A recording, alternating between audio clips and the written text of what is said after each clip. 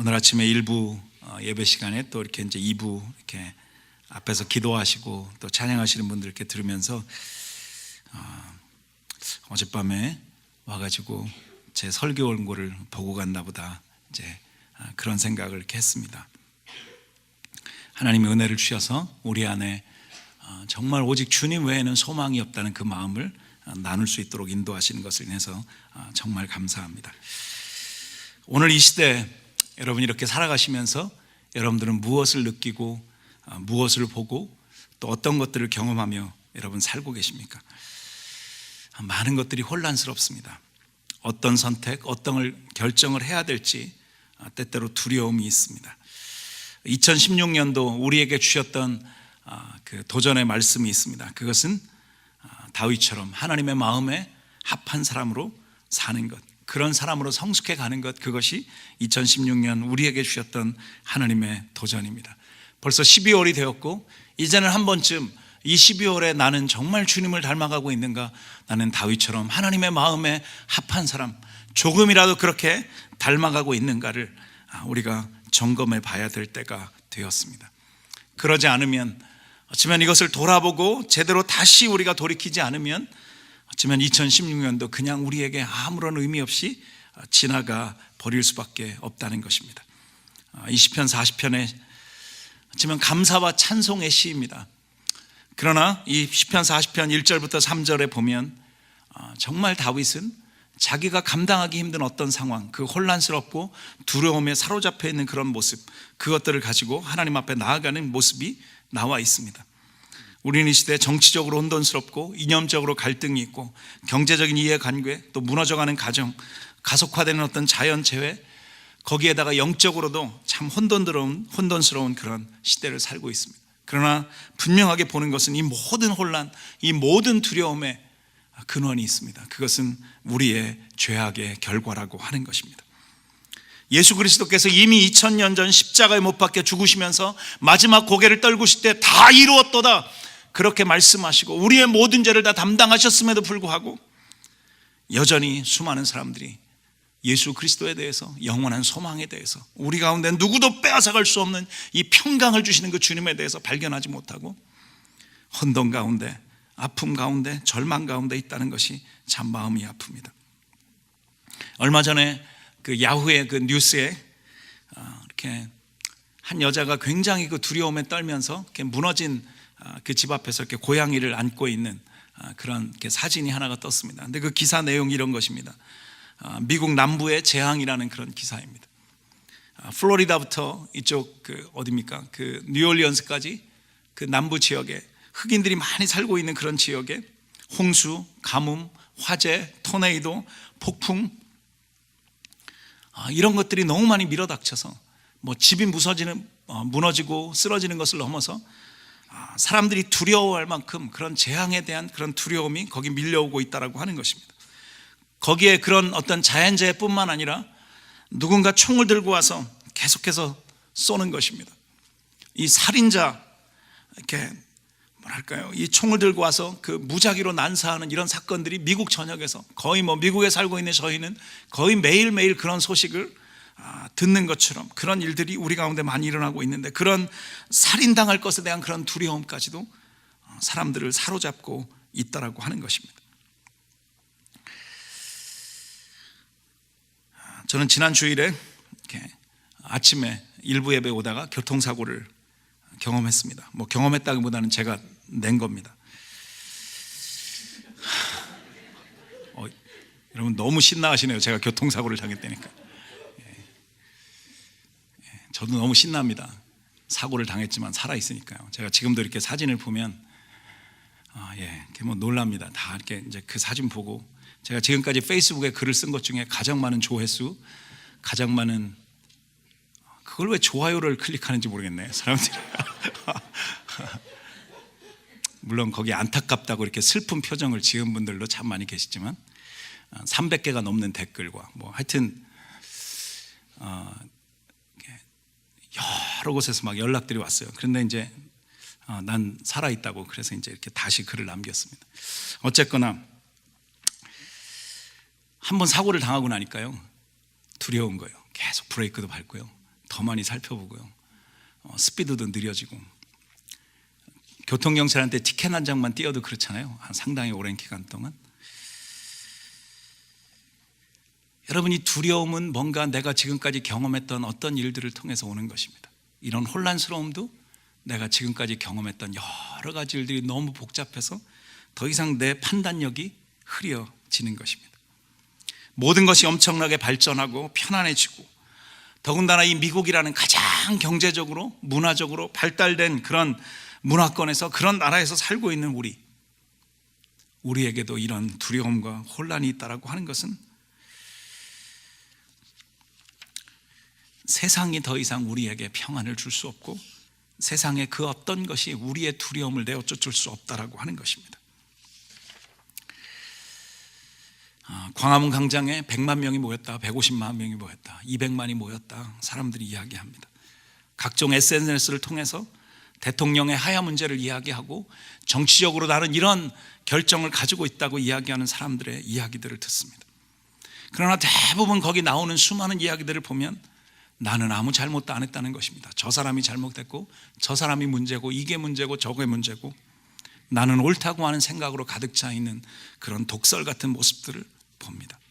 어쩌면 그것은 기준이 없는 것이고, 그것은 어쩌면 이 세상에 대한 두려움 때문에 오히려 그럴 수밖에 없다는 사실들을 발견합니다. 너무 이른 결론일지 모르지만, 사람들이 이렇게 너무도 큰 죄악의 수렁에 빠져서 이 하나님의 평강을 누리지 못하고 있는 이유가 있다면, 그것은 바로 하나님께 돌아가지 못하고 있기 때문입니다.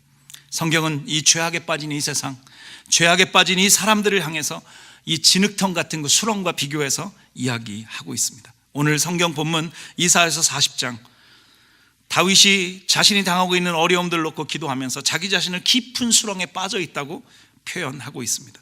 여기에 이 깊은 수렁은 어떤 수렁인가? 그것은 여러분 혹시 호리병을 아십니까? 주둥이는 조금 널쩍한데 목이 길고 밑에는 아주 넓은 것입니다. 보통 우리는 그곳에, 저는 해본 적이 없지만 술을 받아서 따르고 먹죠. 혹시 이 설교를 들으시면서 술병이 생각나신다면 빨리 돌아오시면 좋겠습니다. 이 호리병 같은 깊은 수렁, 빠졌는데 나올 수가 없는 겁니다. 밑에는 진흙탕인데 나오려고 애를 쓰면 쓸수록 더 빠져갈 수밖에 없는 그런 곳입니다. 누군가 그 좁은 구멍을 통해서 밧줄을 내려주지 않으면 도저히 올라갈 수 없는 그런 수렁입니다. 여러분, 이 죄악이라고 하는 것과 이 진흙탕, 이 수렁이라고 하는 것에 닮은 것이 세 가지가 있습니다. 그것은 나오려고 하면 할수록 더 빠져 들어간다는 것입니다. 여러분, 사구, 그 모래로 된 그런 수완프, 여러분 아시잖아요. 빠지면 더 애를 쓰면 쓸수록 빠져나올 수 없고 빠져 들어간다는 것입니다. 바닥까지 빠질 수밖에 없다는 것입니다. 누군가 도와주지 않으면 나올 수 없다라고 하는 것입니다. 오늘 다윗이 그런 상황 가운데 있습니다. 여러분, 이 세상이 오늘 그렇게 진흙탕에 빠진, 깊은 수렁에 빠진 그 모습과 같다라고 하는 것입니다. 그런 상황 앞에서 다윗이 하나님 앞에 하는 세 가지의 중요한 행동이 있습니다. 이 40편을 연구한 사람들의 대부분의 결론은 20편, 40편은 다윗이 사울왕에게 쫓겨다니면서 죽을 수밖에 없는 그런 긴박한 상황에서 그 공격을 피해 다니면서 기록한 시라고 이야기합니다. 아직은 젊은 청년입니다. 아직은 어떤 파워가 있는 것이 아닙니다. 그러나 엄청난 군사력을 가지고 있는 그 당시의 왕이었던 이 사울이 다윗을 죽이려고 따라다닙니다. 그러니까 잡히기만 하면 그냥 그 즉시 죽을 수밖에 없는 그런 상황. 그러니까 다윗에게는 당연히 두려움이 있을 수밖에 없는 것입니다. 우리에게도 인생을 살면서 수많은 위기들과 두려움들이 닥쳐올 때가 있습니다. 아니, 더 큰 문제는 그런 문제들이 주변에 너무 많음에도 불구하고 나하고는 상관이 없다고 생각하고 늘 남의 이야기로만 듣고 있다는 것, 그것이 더 큰 문제입니다. 저도 사고를 내기 전까지는 아주 나는 훌륭한 기사다라고 생각했습니다. 그래서 언제 어디를 가든지 아내에게 운전을 맡기거나 아이들에게 운전을 맡기는 것을 늘 불안해하고, 내가 졸아도 내가 하는 게 나아, 그렇게 했습니다. 그런데 빗길에 순간적으로 브레이크를 밟는 순간 차가 튀어나오는데 더 이상 제가 그 차를 컨트롤할 수가 없었습니다. 그냥 끌려갔습니다. 그리고 가서 쾅 하고 그 다음 상황은 여러분 상상에 맡기겠습니다. 여러분, 우리 모두에게도 어느 순간에 이런 문제들 다가올지 모릅니다. 어제 우리 김경호 집사님 가정에 우리 아들 스티븐 이 목에 있는 그 말할 수 있도록 하기 위해서 그 관략근 수술했던 그 병원에 갔습니다. 이렇게 병원에 이렇게 누워 있는데 이것저것 호스를 꽂고 여기 이렇게 하고 누워 있는데, 사실은 누가 스티븐이 그런 사고를 당할 거라고 예상했습니까?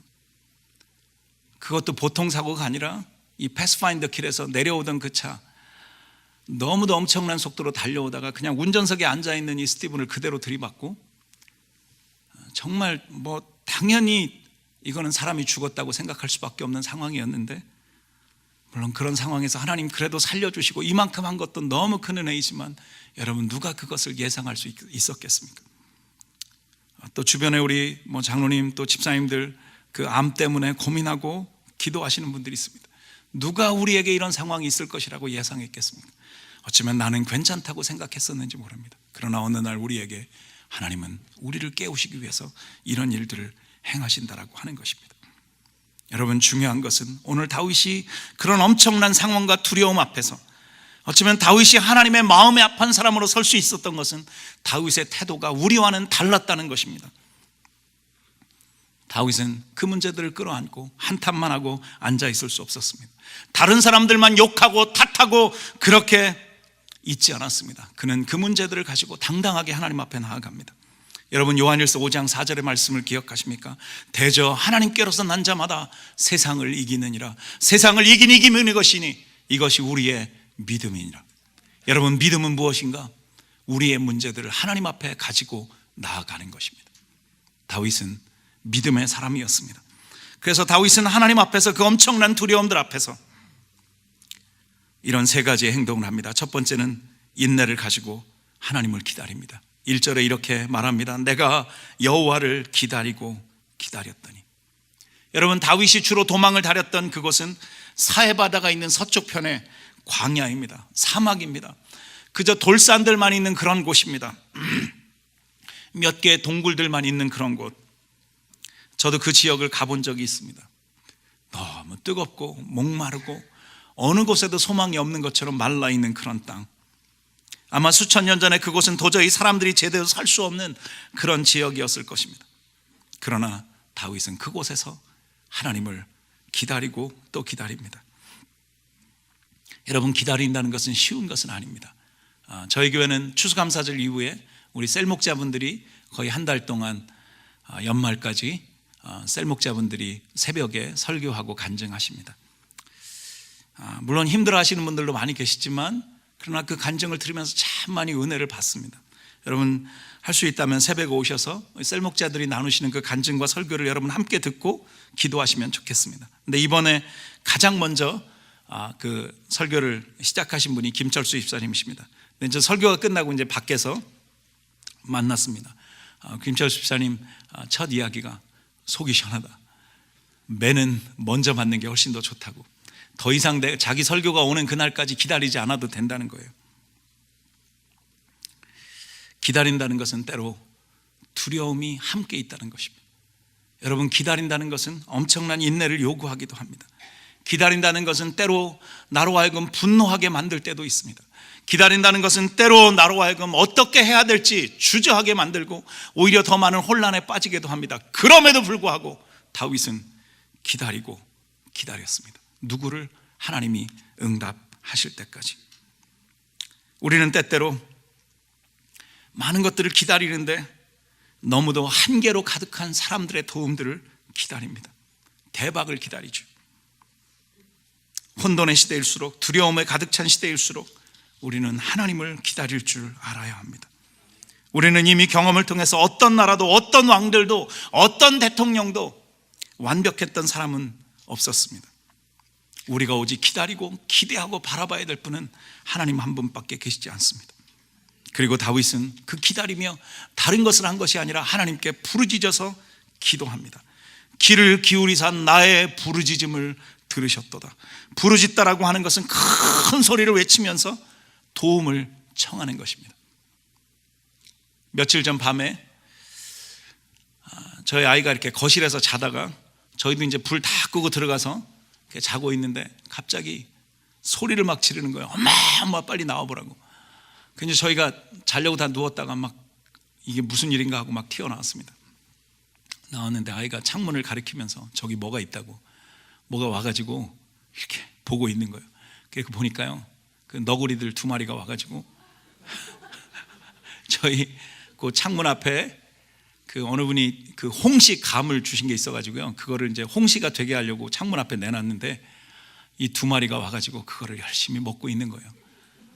그 이제 저희는 뭐 처음 있는 일이니까 카메라를 꺼내가지고 사진도 찍고 동영상도 찍고, 근데 얘네들이 이렇게 찍으려고 그러면 싹 숨었다가 또 기다리면 또 나와가지고 막 이러고 영리하더라고요. 그 뭐 도망가지도 않고.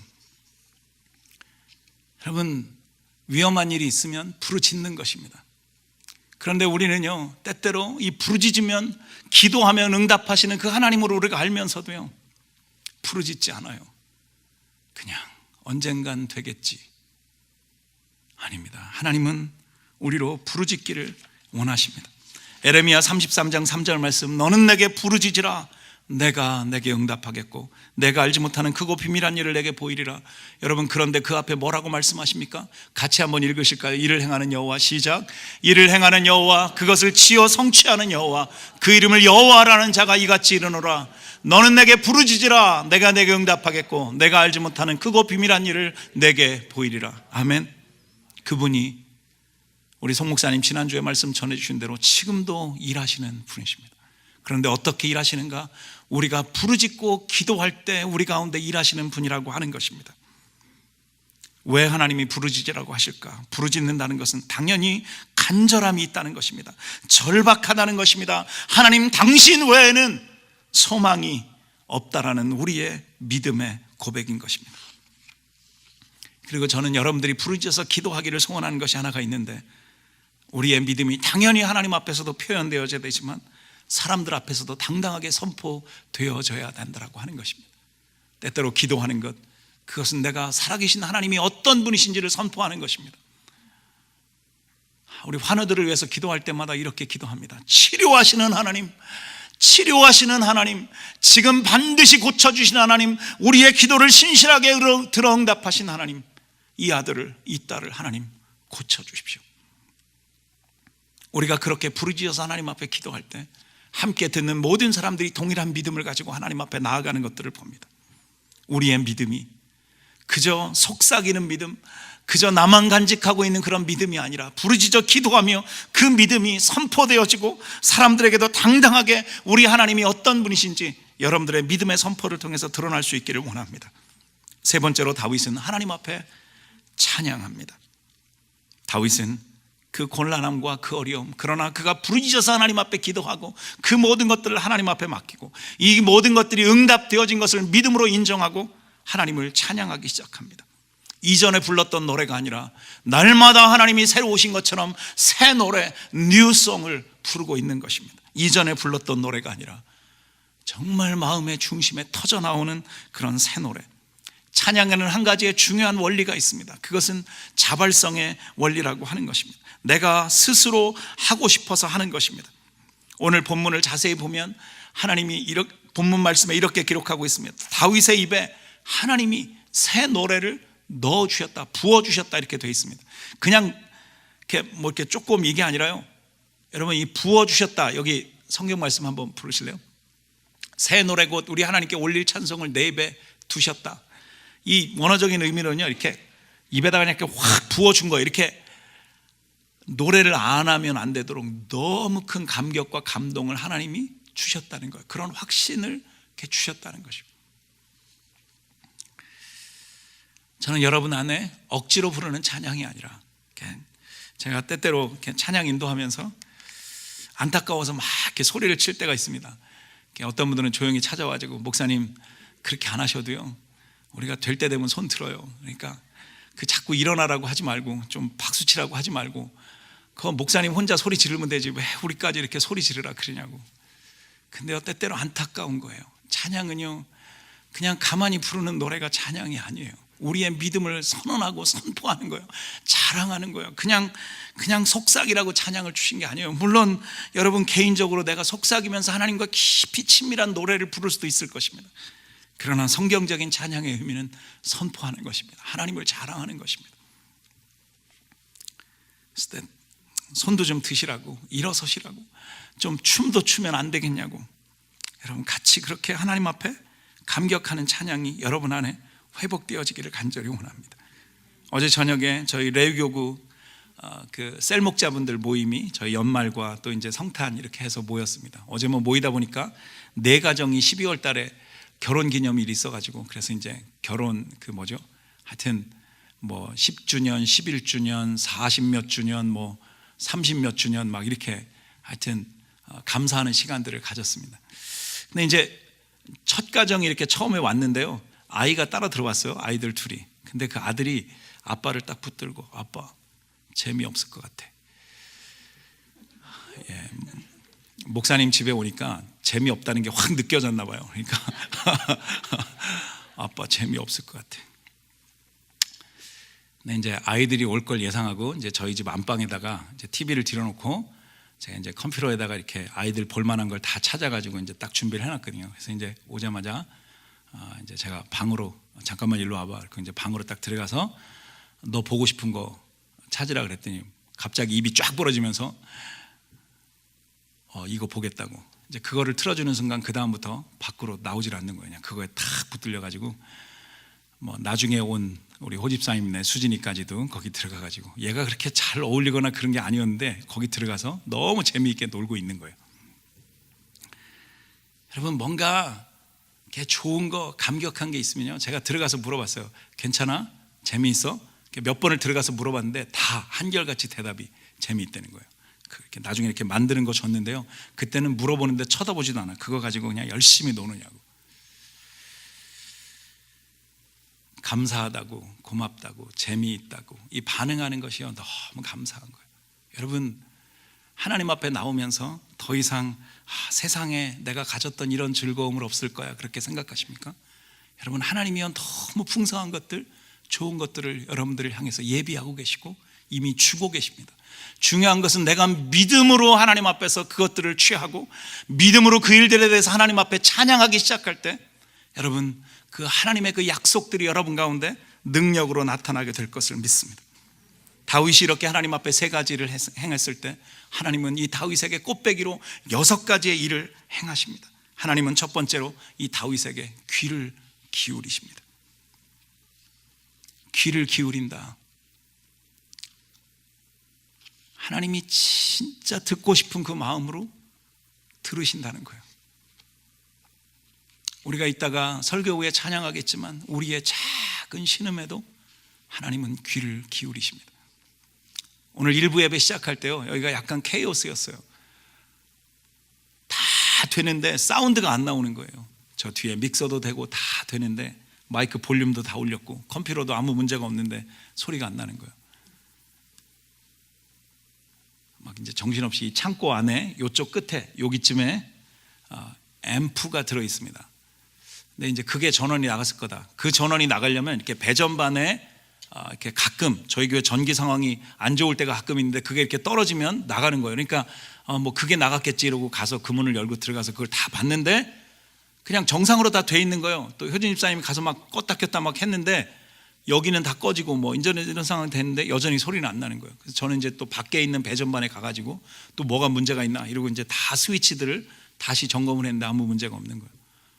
당황이 되잖아요. 이제 결국 김영기 목사님은 찬양하러 올라오셨는데 그냥 오늘 마이크 없이 하나보다 그러고 이제 올라오셔가지고 이 마이크 앞에서 소리 안 난다고 이제 결국은 그냥 육성으로 시작했어요.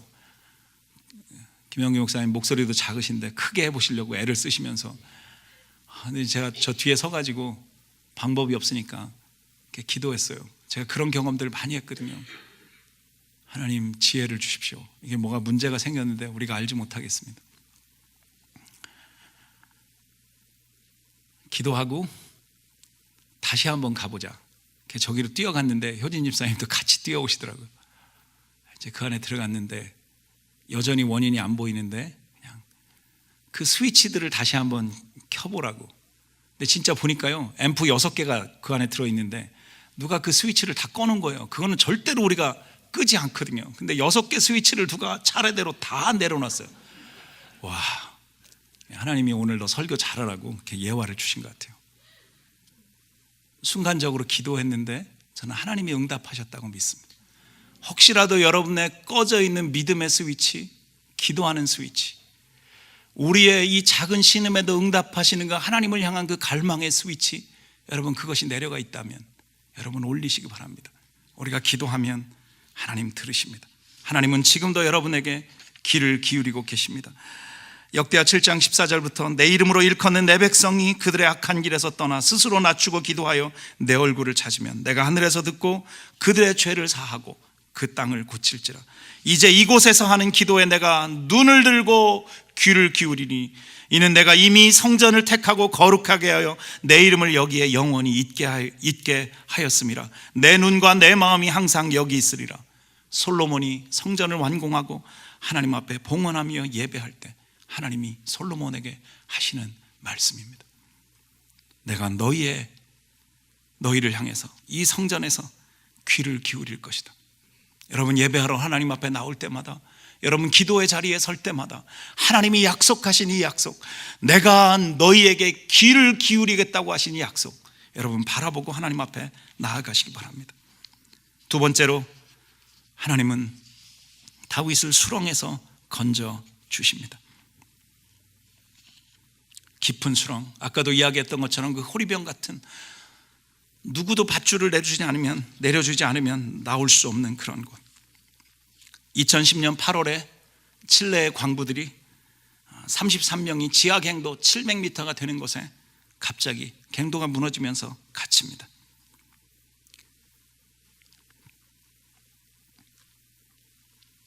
(17일이) 지나갑니다.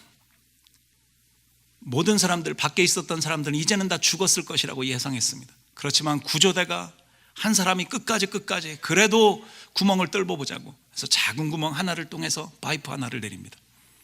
거기에 이런 쪽지가 하나가 올라옵니다. 우리 33명, 우리 33명이 다 살아있다. 밖에서는 난리가 납니다. 그러나 방법이 없습니다. 어떻게 그곳까지 사람들이 올라올 만한 큰 구멍을 뚫을 수 있을 것인가. 전 세계에서 장비들이 도착하고 모든 사람들이 갈망하면서 기다립니다. 69일, 여러분 17일째를 지나서 69일까지 가기까지 밖에서든 안에서든 쉽지 않았을 것입니다. 나 그 갱도 안에 그 33명 중에 목사님 한 분이 계셨습니다. 이것이 영화로도 만들어져서 나왔는데 그 안에서 어쩌면 여러 가지 갈등과 서로 어떻게 해야 될지, 서로 어쩌면 잡아먹자는 그런 이야기까지 했을 것입니다. 그러나 그들은 마지막에 끝까지 기도하고 모든 것들을 하나님 앞에 맡기고 기다립니다. 69일이 지나서 그들에게 캡슐이 내려옵니다. 한 명씩 캡슐을 타고 지상으로 올라옵니다. 여러분 기도한다는 것, 그것은 여러분이 살아있다고 하나님 앞에 말하는 것입니다. 여러분 기도하는 것, 하나님이요 나를 잊지 마십시오. 나는 더 이상 하나님의 도우심 없이는 살 수 없다라고 하나님 앞에 여러분 자신을 내어드리는 것입니다.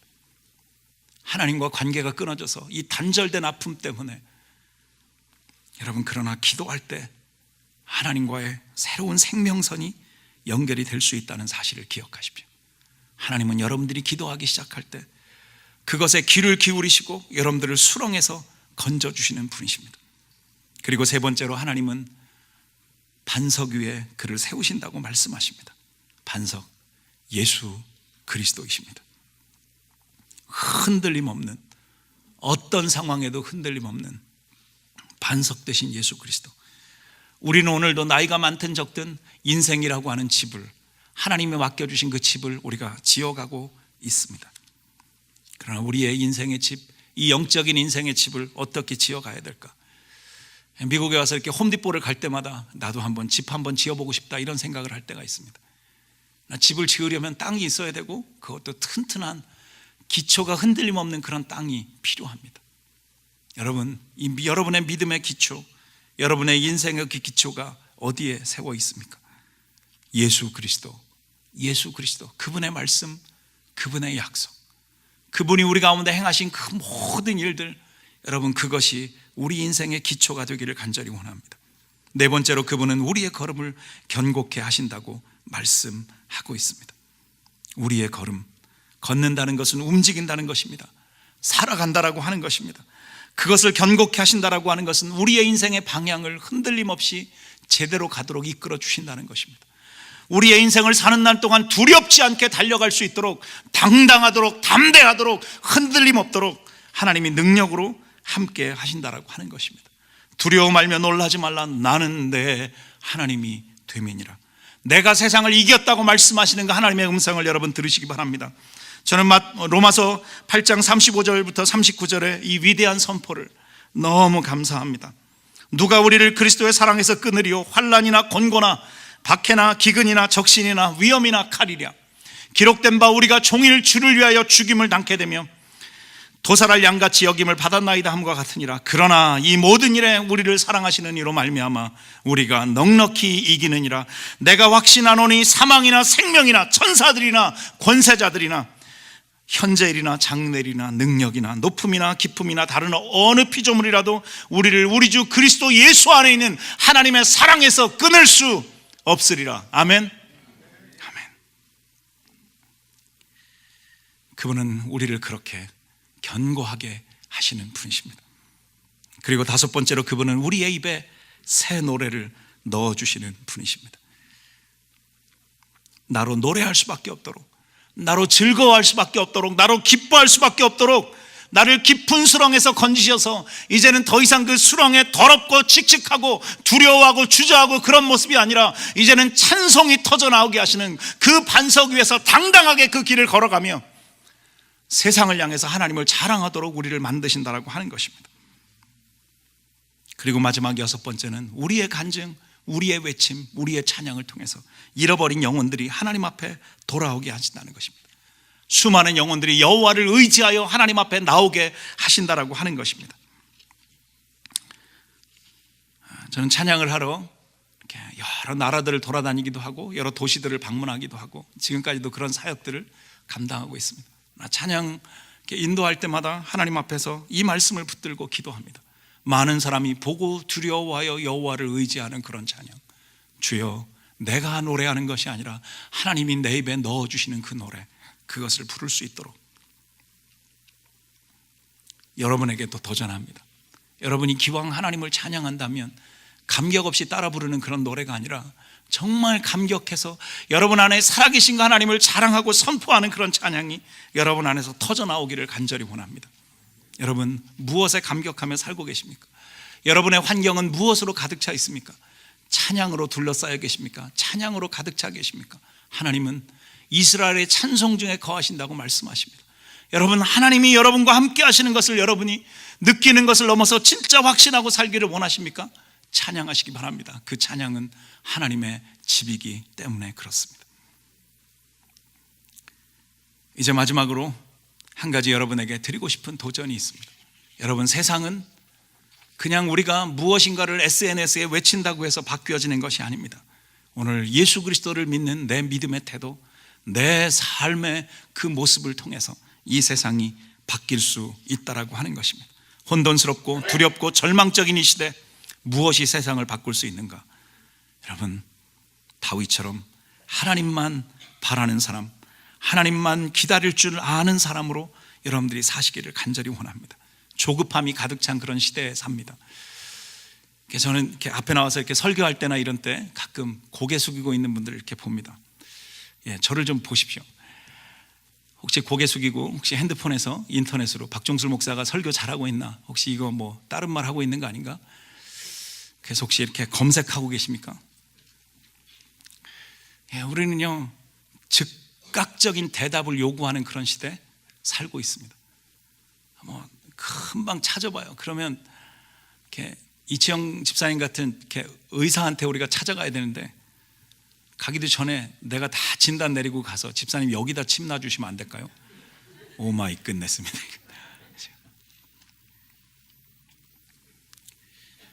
하나님을 바라보십시다. 세상을 향해서 떨구고 있는 우리의 고개를 들고 하나님 바라보십시다.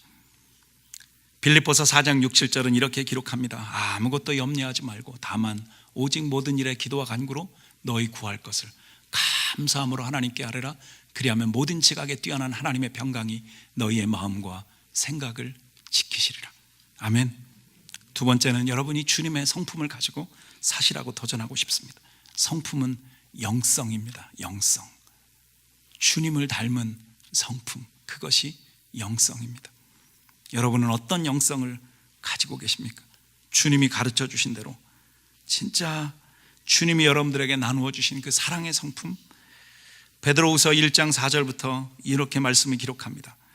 이로써 그 보배롭고 지극히 큰 약속을 우리에게 주사 이 약속으로 말미암아 너희가 정욕 때문에 이 세상에서 썩어질 것을 피하여 신의 성품에 참여하는 자가 되게 하려 하셨느니라. 하나님은 우리가 그분의 성품에 참여할 줄 아는 사람이 되도록 인도하신다고 말씀하십니다. 그러므로 너희가 더욱 힘써 믿음의 덕을, 덕의 지식을, 지식의 절제를, 절제의 인내를, 인내의 경건을, 경건의 형제 우애를, 형제 우애의 사랑을 더하라고, 사랑을 공급하라고 가르치고 있습니다.